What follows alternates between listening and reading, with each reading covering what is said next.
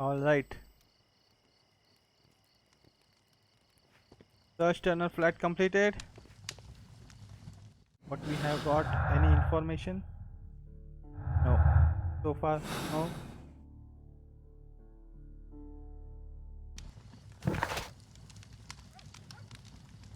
So, which other we need to search the archives for this? We'll do that.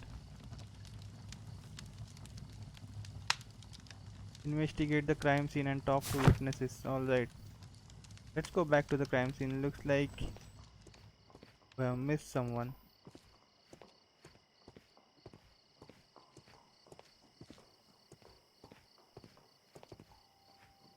Oh yeah, the lady. Let's go to her.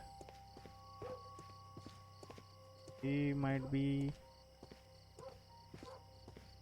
This is not the way. Yeah, this is the way. Oh. Stuck on a boxes.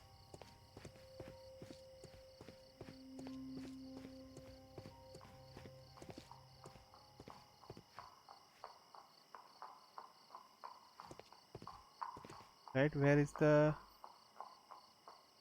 lady? That it's not this way. It's such a dark here, I cannot see.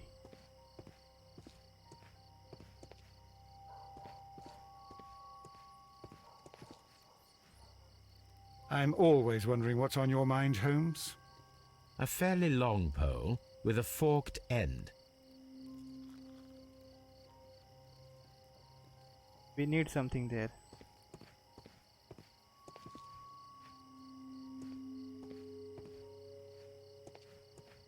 This might be.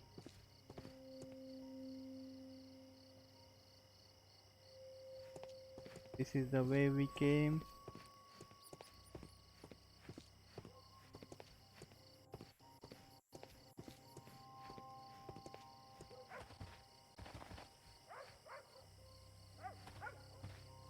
This is the guy.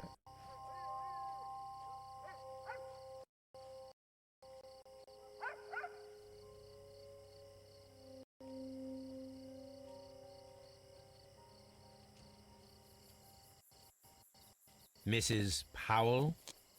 What do you want? My name is Sherlock Holmes. I'm assisting the police with their investigation of the crime that took place this evening. Well, I've already gave my testimony, but very well. Could you tell us everything that you may have seen or heard? Yes. I was selling my flowers as usual, and then the fireworks began, in honour of Queen Victoria. I enjoyed those. But then, all of a sudden, a young lad ran out of Half Moon Street and stopped just by me. He had a gun in his hand. He was like a ghost, and all covered in blood. It was dark, but I could see him, because of the flashes from the fireworks. And then? I screamed as loud as I could. I knew that a policeman should be on duty in the vicinity. He had no time to escape. 2 constables got him. Then another constable came out from the very same street, and I heard him talking of a horrible murder.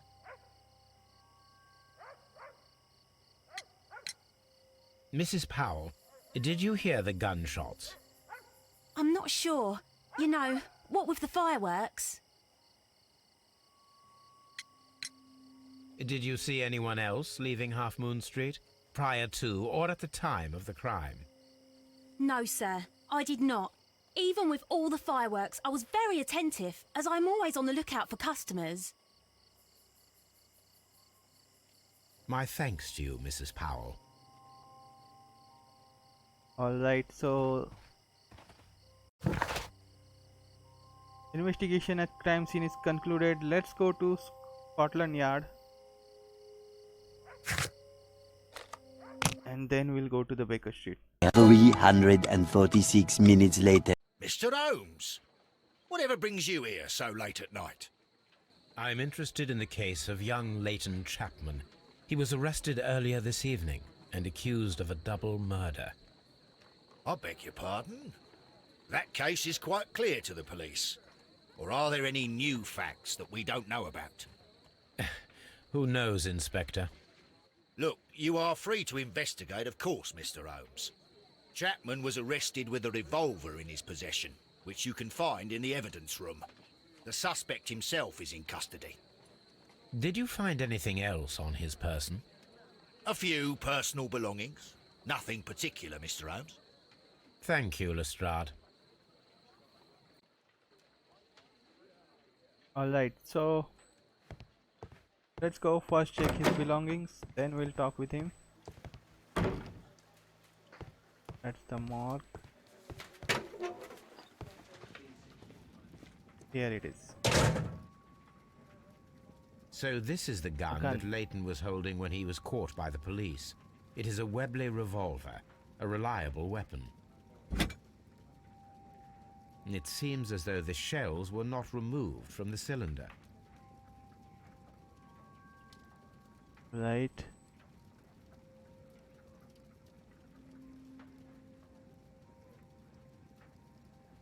It seems as though the shells were not removed from the cylinder.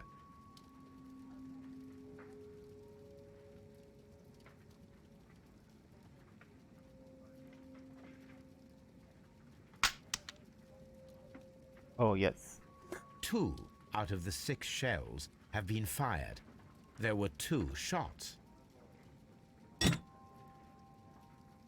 Alright. A cheap watch, bought with his own money, no doubt.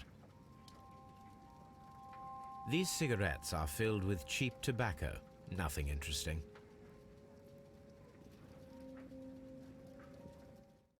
Alright, we got a clue. So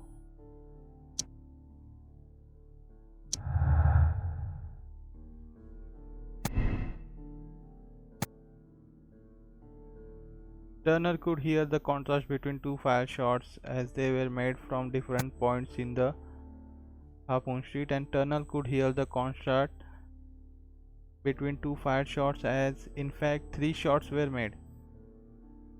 At first a single shot was fired and then 2 guns fired simultaneously directly afterwards.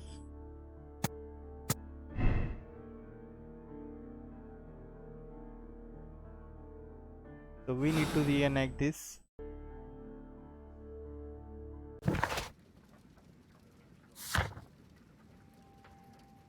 There was a possible crossfire between Kenneth Butler and Brian Watcotti at Half Moon Street. Examine dead bodies and perform reenactment.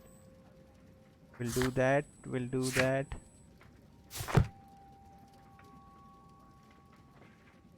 So let's have a word with him. Leighton.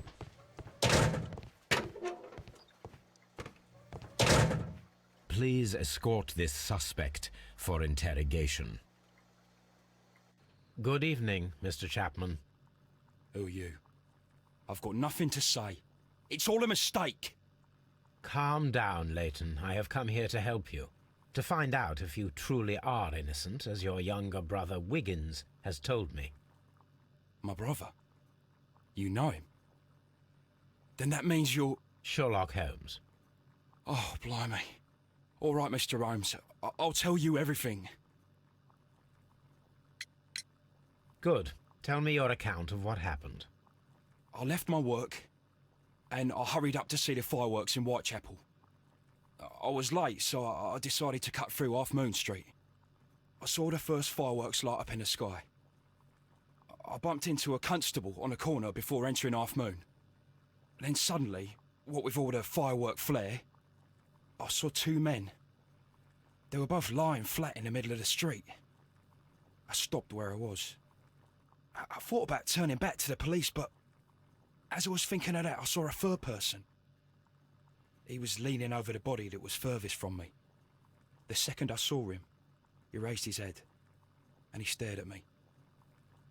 In a flash, I saw his gun, but he made a dash for it instead and he escaped through Whitechapel Street. So you might still have had time to return to the constable. I panicked. I didn't know what to do. Anyway, I approached the bodies just to see if they were still alive. I saw that one had blood pumping out of his stomach. He was dying. It was horrible.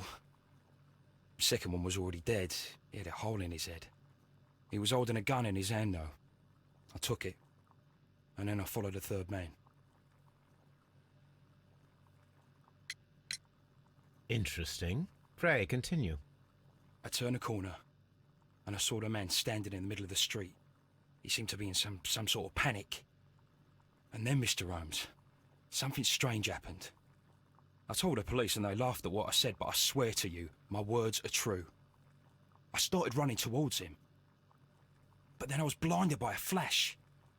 It was so bright that I hardly saw anything for a good dozen seconds. But I kept running forward. As I arrived in Whitechapel, I heard a woman screaming. And then I was caught by the police. But there wasn't a trace of that man. Of course, then they found a gun and all that blood. I couldn't see the murderer escaping and all that mess. Perhaps I was still half-blinded at that moment. A thrilling account, my young man. Leighton, are you able to describe the person whom you saw standing in Half Moon Street? Well, I wasn't able to see his face at all. It was too dark, and he was too far away. I could see his silhouette. And what about that? Nothing so special. He was wearing a jacket. He was quite average in size and his weight. I see. Was there anything else that struck you at the time? No. But perhaps... It's strange, but I can't remember the sound of his footsteps as he was running away. Perhaps it was because of the fireworks or the surprise of me seeing him. Alright, let's analyze this guy.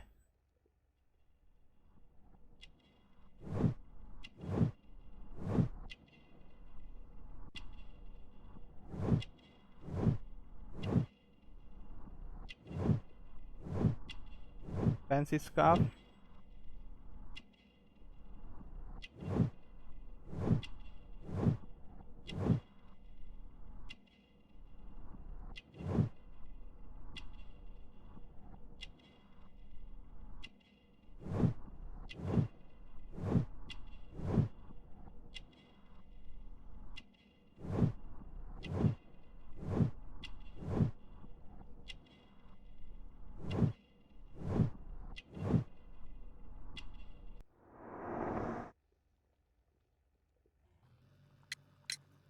Leighton, I confess I am puzzled. Why should a young lad like you take a gun from the hands of a dead man and set off in pursuit of a probable killer? I know. I keep wondering that, but at the time it was like a reflex. A criminal ought to be arrested, and he was armed. You were willing to risk your life. That was a little foolish, unless you wanted revenge. No, Mr. Holmes. I was just being brave and stupid. Oh. Westgate prisoners. I'm sure that you were, but I believe that you may have recognized one of the victims, Brian Vercotti. You knew that gentleman well, did you not? However could you know that? You have a typical tattoo of the Westgate Brotherhood upon your hand. I observed exactly the same mark upon Mr. Vercotti. You came to know him from your sharing a past prison sentence. Am I correct, Mr. Chapman? Oh, God. You're right, Mr. Holmes. Would you tell me a little about Brian Vercotti? We were convicted for a robbery. Once in prison, both of us joined one of these fraternities.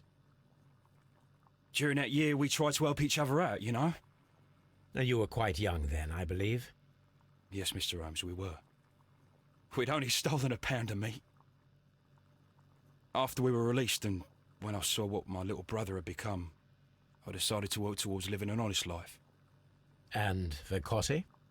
He had a hard time. His sister had died in a Whitechapel dispensary while he was in prison. He had no family anymore. Our paths split. He fell back into crime. So you lost him? Yes. And for around 2 years, I heard no news of him at all. We shall see you soon, young man. Right, so Let's check this. Old acquaintance.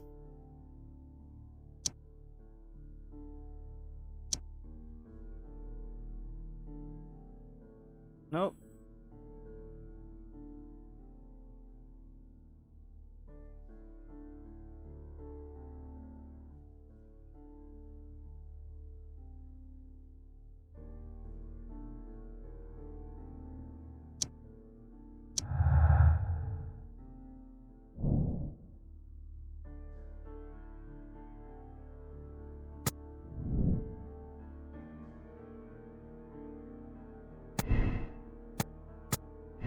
If this doesn't go right, then firing position. So maybe no, this has to be right. Alright. Old acquaintance. Rootless. The violent crime committed in the Half Moon Street by Leighton Chapman could have had a personal motive. Alright.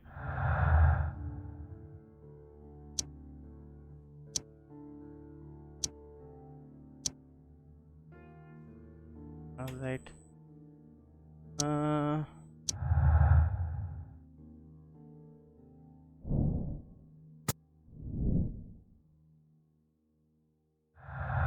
Double murder. What else we can connect?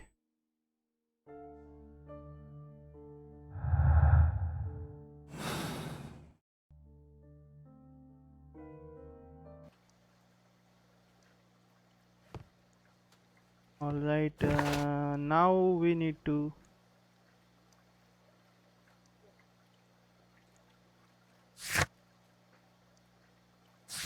we'll go to the Baker sheet first.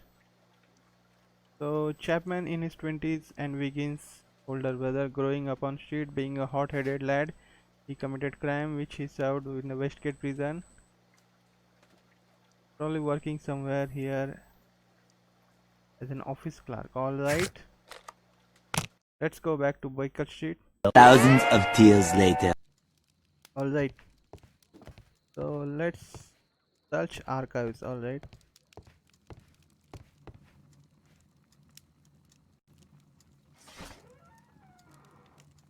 so an antique golden bracelet was found on Turner's flat.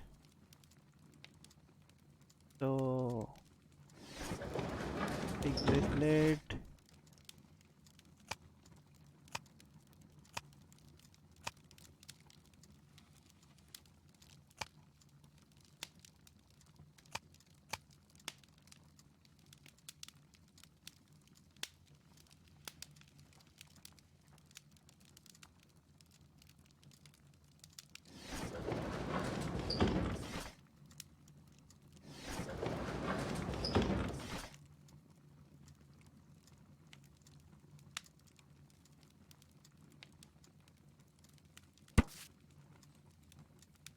Alright, there it is.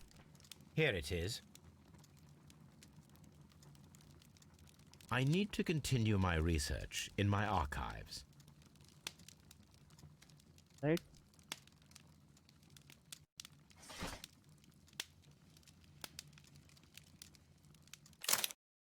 Let's back out. Now 5 rams of mytilene, a part of ancient jewel set that belongs to Hellenistic treasures collection. They have been missing from museum since 1885. Alright, in 85 Hellenistic treasure stolen. Here it is. One of the victims, Kenneth Butler, was involved in the story of the stolen Hellenistic treasures. A visit to his pawn shop should tell me more. Alright, a metal door key taken from, oh, that must be for his shop. So the treasures were stolen yesterday evening while being transported by cab on their way to British Museum. Pawn shop owner Kenneth Butler contacted Scotland Yard that night and provided information regarding a gentleman who had attempted to sell him a collection of his historical art at his pawn shop in Church Street. The police have since captured the described man. Vincent Foley, who had been in the process of escaping London via the port. He was the recognized by surviving driver of the cab that had transported. Vincent Foley refused to confess as to where the remainder of treasures were hidden. Alright, so we still need to check the bodies. So what we'll do, we'll go to the Scotland Yard. Few moments later. Alright, we need to see the bodies, so let's directly go there.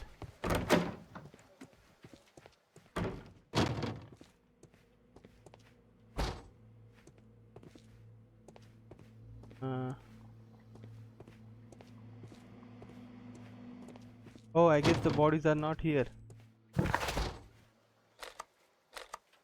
12 seconds later. Alright, yeah, let's go.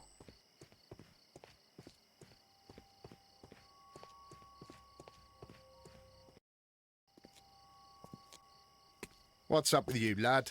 What are you waiting for? I'm waiting for my brother to be released. Your brother? The one that you caught, beat up and imprisoned. Ah, the murderer. He ain't killed no one, copper. Watch your mouth, lad, else you'll be joining that worthless brother of yours.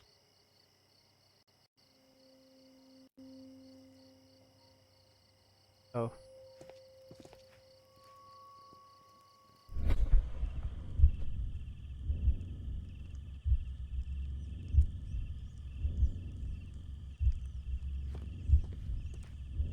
Someone fired 2 shots.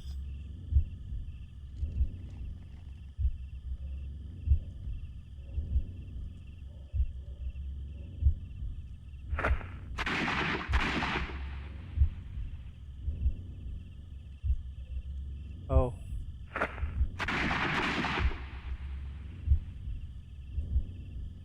The impact would be there.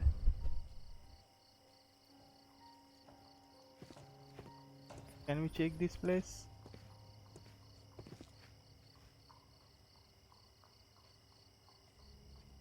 I am unable to see any higher. I need to find something to lift my lamp. Alright. I think I know what item we need. We need this pole.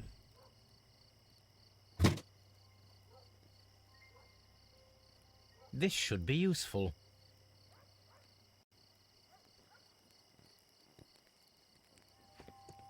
Alright, let's see. Let's see on this wall.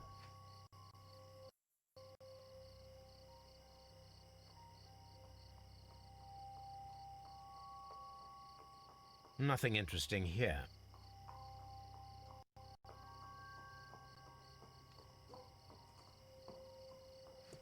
Right, so that means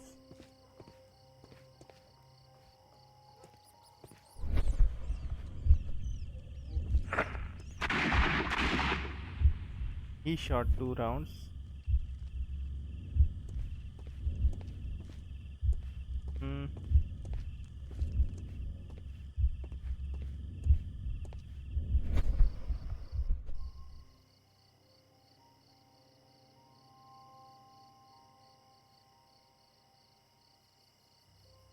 Oh, it's such a dark. Oh, This is most there's a definitely bullet a impact. bullet hole. The brick cracks are fresh. Watson, there was a 3rd shot fired in this street.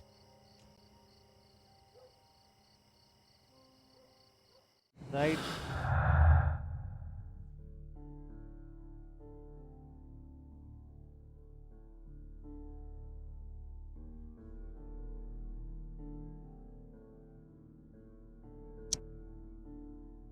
Third shot.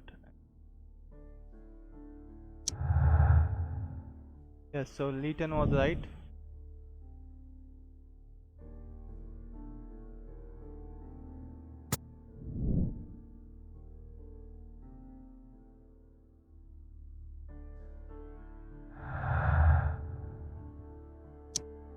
Long lost art.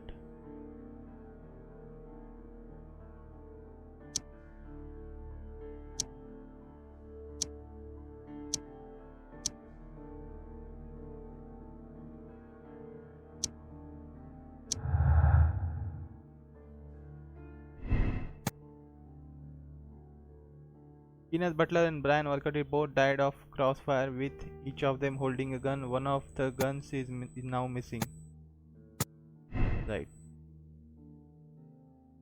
This is right, then this changes. Let's just keep it right like this.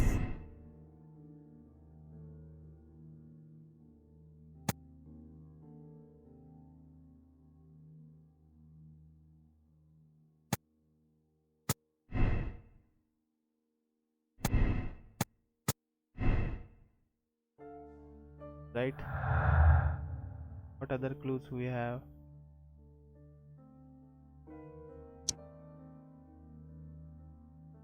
Right. Let's back out. Let's further investigate.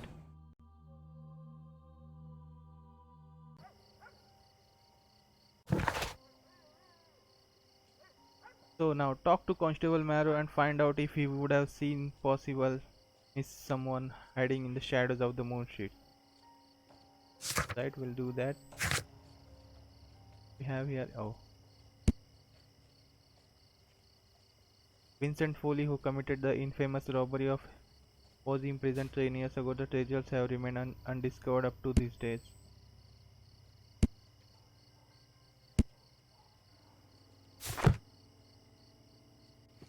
Alright, Mr. Marrow, let's talk. Constable Marrow, I would value your assistance in this investigation. It would be my pleasure, Mr. Holmes. I would like to make sure that there are no places in Half Moon Street where a man could hide while you were running through it with your lamp. All right, Mr. Holmes, what should I do? Take your lamp and start walking, just as you did before, and try to find me. Understood. Alright.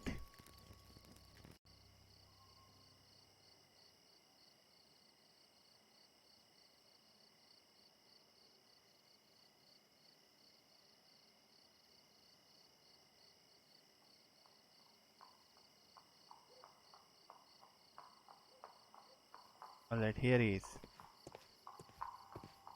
So the Mr. Marrow is walking.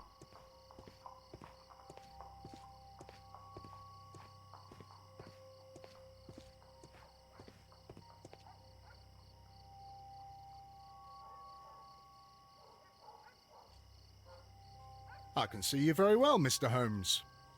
All right, Constable. Let's try again. I'll find another place to hide. I did not see him actually. That. Let's just try again.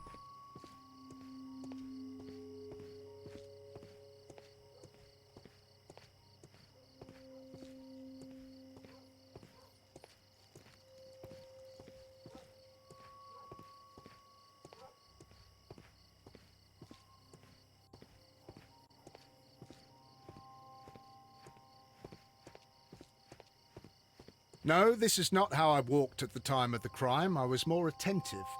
Let's start over again. Oh ho ho. What you mean by attentive? Let's start again.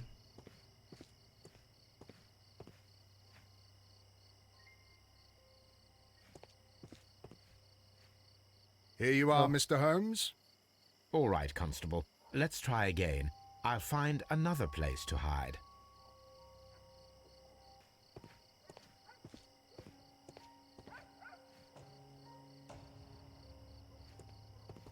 Right. Let's just check this place. This place.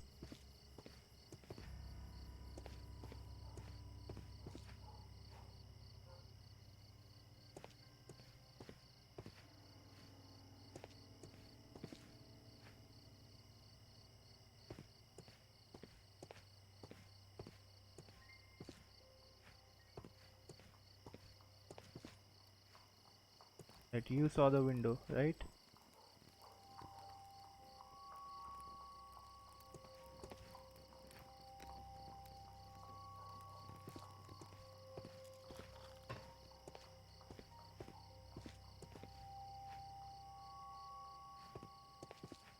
Where is the Sherlock?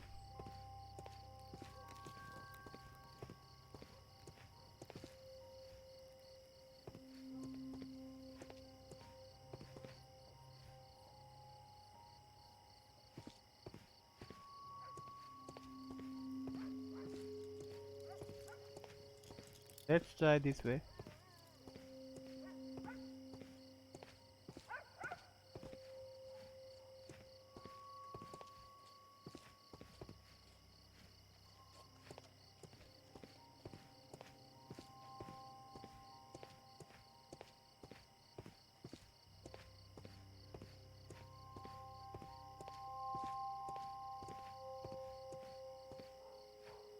I shouldn't look for Mr. Holmes here.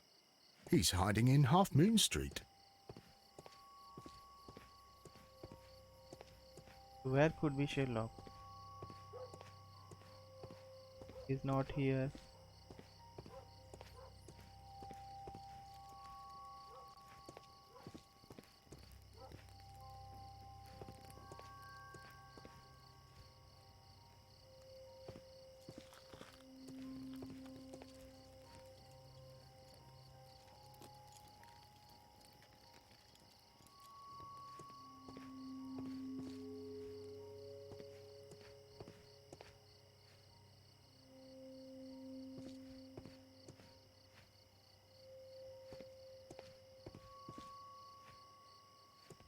Nothing here.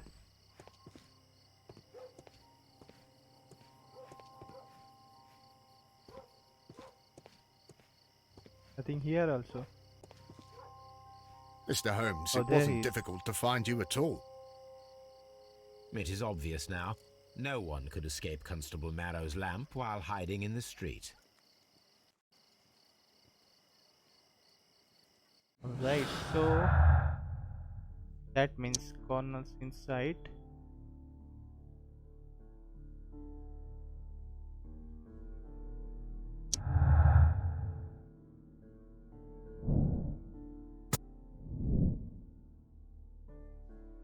Up the walls.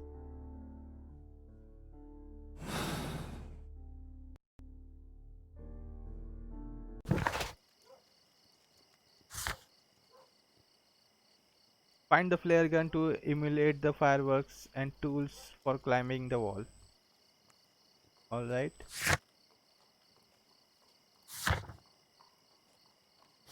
Let's go to the pawn shop now.